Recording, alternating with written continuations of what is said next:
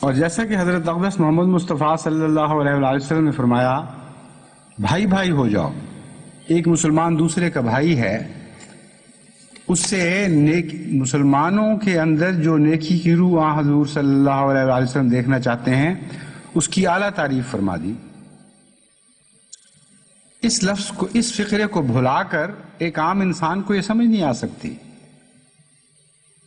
کہ ایک آدمی بیع کر رہا ہے، مجھے اچھا موقع ملا ہے، میں اس خفیہ طور پر اس سے بڑھ کر بات کیوں نہ کر لوں،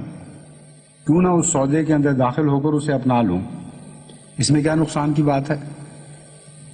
وہ بھی سودا کر رہا ہے، اس کی ملکیت نہیں، میں بھی سودا کر رہا ہوں، میری ملکیت نہیں ہے، ایک تیسرا شخص ہے، اس کا فائدہ ہی ہوگا، اس کو کچھ زیادہ پیسے مل جائیں گے۔ انسانی نفس عام دنیا کے معیار تقویٰ کے مطابق اس کو کوئی بھی ایسی بات نہیں دکھاتا جو معیوب ہو،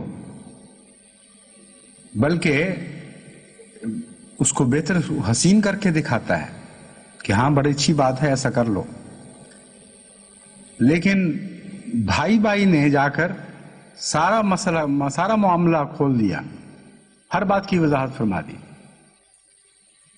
دو سگے بھائی جو ایک دوسرے سے پیار کرنے والے ہوں،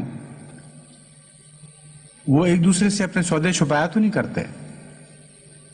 وہ وہم بھی نہیں کر سکتے کہ ایک بھائی کسی دوسرے سے کوئی سودا کر رہا ہو اور دوسرا بھائی مخفی طور پر جا کے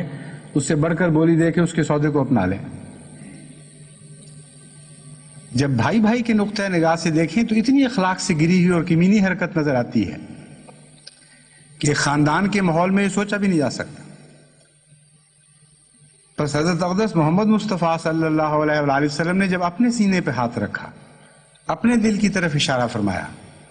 اور فرمایا تقویٰ یہاں ہے، تقویٰ یہاں ہے، تقویٰ یہاں ہے، تو مراد یہ تھی کہ اخلاق کے جو گر میں تمہیں سکھا رہا ہوں وہ میرے دل کے تقویٰ سے وابستہ ہے، میرے دل کے تقویٰ سے مناسبت رکھتے ہیں۔ دنیا کے بھلے آدمیوں کے ساتھ شاید تمہیں ان میں کوئی مناسبت نظر نہ آئے، عام انسان کے معیار کے مطابق تم شاید یہ سمجھو کہ زیادہ بلند اور بے وجہ کا معیار مقرر کیا گیا ہے، لیکن یاد رکھنا جو تعلیم میں تمہیں دیتا ہوں